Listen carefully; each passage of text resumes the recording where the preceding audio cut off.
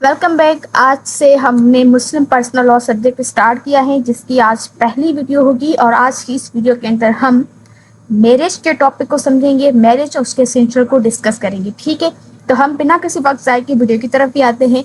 सबसे पहले आप हमेशा क्या करते हैं, कोई भी जब क्वेश्चन आप अटेम्प्ट करते हैं तो हमेशा सबसे पहले उसका इंट्रोडक्शन लिखते हैं। तो हम पहले मैरिज और इसके एसेंशियल के टॉपिक का इंट्रोडक्शन देखते हैं। सबसे पहले तो हम कॉन्ट्रैक्ट ऑफ मैरिज को डिफाइन करेंगे कि मैरिज जो है ये बेसिकली एक कॉन्ट्रैक्ट है। ठीक है, इसकी डेफिनेशन क्या है? ये एक रिलीजियस कॉन्ट्रैक्ट होता है बिटवीन मैन एंड वुमेन। ठीक है, एक औरत और एक मर्द के दरमियान ये एक रिलीजियस कॉन्ट्रैक्ट होता है। ठीक है, और इसका ऑब्जेक्ट क्या होता है? लीगलाइजेशन करना सेक्सुअल इंटरकोर्स की। अब ये एक ह्यूमन नेचर है कि वो उसको नीड होती है सेक्सुअल इंटरकोर्स की। ठीक है, तो यहाँ पर मैरिज एक वो है जब जो कि अलाउ करता है मैन और वुमेन के सेक्सुअल इंटरकोर्स को लीगलाइज करता है। ठीक है, जो कि उसकी बेसिक नीड है। और दूसरा इसका ऑब्जेक्ट क्या है? प्रोक्रिएशन करना, रिप्रोडक्शन करना। ठीक है, मतलब बच्चे पैदा करना। और सिर्फ बच्चे पैदा करना नहीं, बल्कि चिल्ड्रेन जो पैदा होंगे इस सेक्सुअल इंटरकोर्स के नतीजे में तो उनको लीगलाइज करने के लिए। ठीक है, और सोशल लाइफ के अंदर सोशल लाइफ की रेगुलेशन के लिए मैरिज ऑफ कॉन्ट्रैक्ट किया जाता है। अब ये जो मैरिज होती है according to the Islamic law, ये सिर्फ एक सेक्रेमेंट नहीं है, बल्कि ये एक कॉन्ट्रैक्ट है। ठीक है, जिसके अंदर क्या होता है कि तमाम राइट्स एंड ऑब्लिगेशन जो होते हैं वो क्रिएट होते हैं इमीडिएटली, जैसे निकाह होता है। ठीक है, और ये डिपेंड नहीं करते किसी भी कंडीशन पे, जैसा कि पेमेंट हो डोवर की हस्बैंड की तरफ से वाइफ को, उसके बाद राइट्स ड्यूटी ऑब्लिगेशन वो होगी, ऐसा कुछ नहीं है। ठीक है, अब एक और इम्पोर्टेंट पॉइंट ये कि जो मैरिज होती है ना अंडर इस्लामिक लॉ, वो 2 पर्सन के दरमियान कॉन्ट्रैक्ट तो होता है, लेकिन वो अपोजिट सेक्स होते हैं। ठीक है, अब आजकल तो मॉडर्न दौर है, तो जो वेस्टर्न कंट्रीज है वो पता नहीं क्या क्या होता है, लेकिन हमारे यहाँ जो मुसलमान है वो सिर्फ और सिर्फ जो मुसलमानों की शादियाँ होती है वो अपोजिट सेक्स की होती है। ठीक है, तो मुस्लिम लॉ के अंदर जो मैरिज होगी वो हमेशा अपोजिट सेक्स की होगी, मतलब औरत की शादी सिर्फ मर्द से होगी, मर्द की औरत से होगी। ठीक है, अब औरत की शादी औरत से हो, मर्द की शादी मर्द से हो,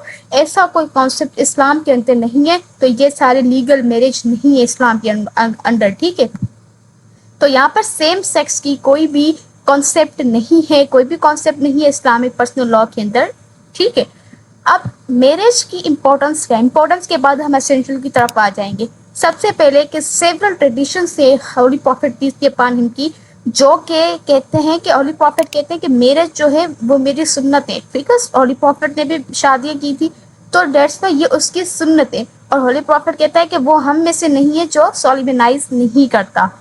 दूसरा जो ट्रेडिशन से ये भी होली प्रॉफिट की कि जो मैरिज होती है वो कंप्लीट कर दिए कन्विशन को, इंसान का फेथ है उसको कंप्लीट करता है मैरिज। ठीक है, उसके बाद ये है कि जो whoever pay the dower must solemnize the marriage, जो डोवर दे सकता है, जो डोवर पे कर सकता है, उसको शादी करनी चाहिए। ठीक है, तो यहाँ पर हम देखें तो शादी सिर्फ एक सिविल कॉन्ट्रैक्ट नहीं है, बल्कि इसकी काफ़ी सारी इम्पोर्टेंस है इस्लामिक लॉ के अंदर। होली प्रॉफिट की लाइफ से हमें ये बात पता चलती है। ठीक है, अब हम आते हैं एसेंशियल की तरफ कि एसेंशियल क्या है एक वैलिड मैरिज के। नंबर 1 जो है वो है ऑफर। ठीक, ऑफर को अरबिक के अंदर इजाब भी बोलते हैं, और दूसरा है हमारे पास एक्सेप्टेंस, जिसको अरबिक के अंदर कबूल भी बोलते हैं। ठीक है, दूसरा एलिमेंट है सेम मीटिंग में हो ये दोनों, विटनेसेस हो, कॉम्पिटेंसी हो पार्टीज की, और फ्री कंसेंट हो। तो बेसिक और मेन जो एसेंशियल्स है वो हमारे पास ये है। अब हम इनकी एक एक करके डिटेल डिस्कस करते हैं। सबसे आप पहले देखें कि जो ऑफर या इजाब है, ऑफर एंड एक्सेप्टेंस, तो ये कहता है कि it is essential to the validity of marriage that there should be the proposal made by or on behalf of the one of the parties. ठीक है, सबसे पहले तो ये एसेंशियल है कि मैरिज के लिए एक प्रपोजल एक पार्टी की तरफ से या उसके बिहाफ पे कोई और करे। ठीक है, और दूसरा उस प्रपोजल के नतीजे में एक्सेप्टेंस दी जाए। ठीक है, दूसरी जो पार्टी है उसकी तरफ से। अब आगे ये जो हमारे पास बहुत है ना एक्सेप्टेंस है या प्रपोजल, ये एक ही एक्सप्रेस किए जा रहे हो, एक ही मीटिंग कहते हैं। मतलब प्रपोजल अगर एक मीटिंग में हुआ, एक्सेप्टेंस दूसरी मीटिंग में है, तो ये एक वैलिड एग्रीमेंट कॉन्स्टिट्यूट नहीं होता। तीसरा हमारे पास विटनेसेस था, तो हम सुन्नी लॉ के अंदर देखते हैं तो जो मैरिज होती है ना وہ دو اس کے اندر ہمارے پاس میل وٹنسز ہو. اگر دو میل وٹنسز نہیں ہیں تو پھر ایک میل کی جگہ دو فیمیلز ہو. ٹھیک ہے, یا تو دو میل ہو یا تو ایک میل ہے تو دو فیمیل ہو. ٹھیک ہے, ایک میل اور دو فیمیل یا صرف دو میل یہ وٹنس. اور یہ وٹنسز ہیں وہ سین ہونے چاہیے, ایڈلٹ ہونے چاہیے اور مسلم ہونا چاہیے. آگے جو ایکسنس آف وٹنسز ہوتے تو یہاں پر میرج جو ہے وہ ارریگولر ہو جاتی ہے, وائڈ نہیں ہوتی سنی لاء کے اکارڈنگ. اور شیعہ لاء میں ہم دیکھیں تو اس کے اندر وٹنسز کا ہونا ضروری نہیں ہے. چوتھا کمپیٹنسی آف پارٹیز ہیں, جو دونوں پارٹیز ہیں جس کی شادی ہو رہی ہے لڑکا اور لڑکی کی, دونوں ساؤنڈ مائنڈ ہونے چاہیے. ساؤنڈ مائنڈ کا مطلب کیا ہوتا ہے کہ ان کے پاس اتنا عقل ہو, ذہن ہو کہ وہ اپنی زندگی کے ڈیسیژنز لے سکے, صحیح اور غلط کی پہچان کر سکے. اور دونوں جو نا وہ اٹینڈ کی ہو پیبرٹی, یعنی کہ دونوں میچور ہوں. ٹھیک ہے, اور یا اگر مائنر ہے تو وہ ریپرزینٹ کیے جائیں گے اپنے گارجین سے. پانچواں ہے فری کنسنٹ. اگر دونوں پارٹیز کی کنسنٹ ہونا بہت ضروری ہے. ٹھیک ہے, اگر میرج کسی فورس کے ذریعے, فراڈ کے ذریعے, کورجن کے ذریعے کی جاتی ہے تو پھر ویلڈ نہیں ہوتی. ٹھیک ہے, ہمیشہ مسلم لاء کے اندر جو میرج ہوتی ہے اس کے لیے فری کنسنٹ ریکوائر ہوتی ہے.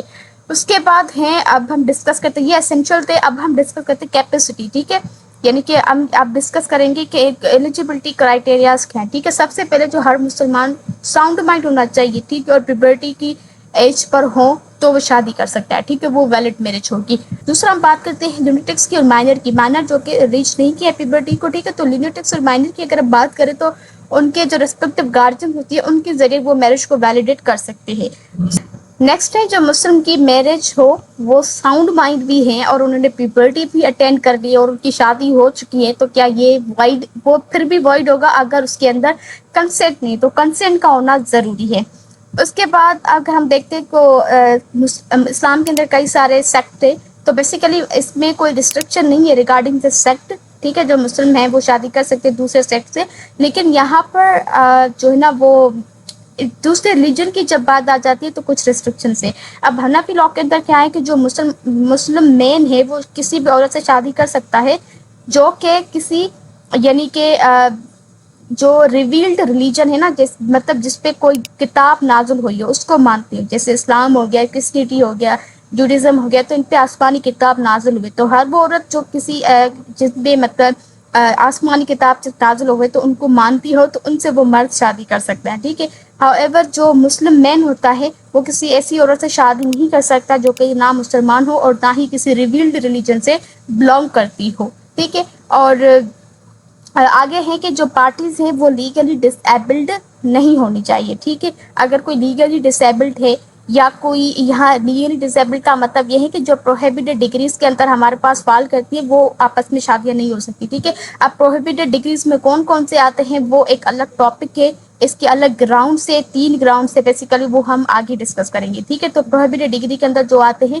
وہ شادی نہیں کر سکتے, ان کی جو یونین ہوتی ہے وہ ان لافل ہوتی ہے. ٹھیک ہے, اچھا ٹھیک ہے, تو یہ تھا ہمارے پاس میرج, اس کے اسینشیل اور کیپیسٹی امپورٹنس ہم نے ڈسکس کیے.